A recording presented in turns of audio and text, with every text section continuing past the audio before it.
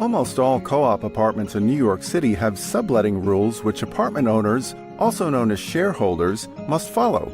A typical co-op building in New York City will allow you to sublet your apartment for 1 or 2 years every few years.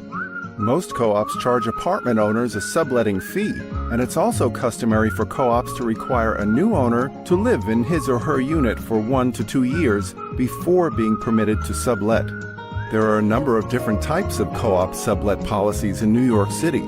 They range from outright prohibitions on all subletting at one end to unlimited subletting at the other extreme. The most common sublet policy for co-ops in New York City allows 1 to 2 years of subletting after 1 to 2 years of initial occupancy by a shareholder. Almost all co-op buildings in New York City require a minimum lease term of 1 year, and many co-ops cap the length of any initial sublet to 1 or 2 years. Thereafter, depending on the building's policy, the shareholder would have to reapply for additional sublets, move back into the apartment, or leave it vacant.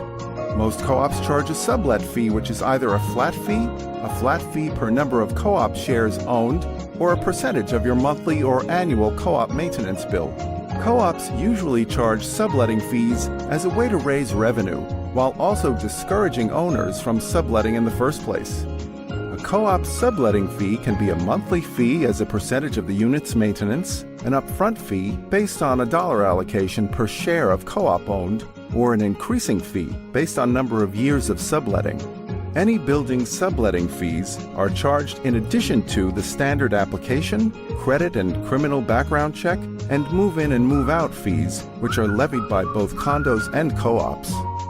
Where can I find a co-op's sublet policy? If you're searching for a co-op online, you may discover that listing agents do not usually disclose the sublet policies in listing descriptions.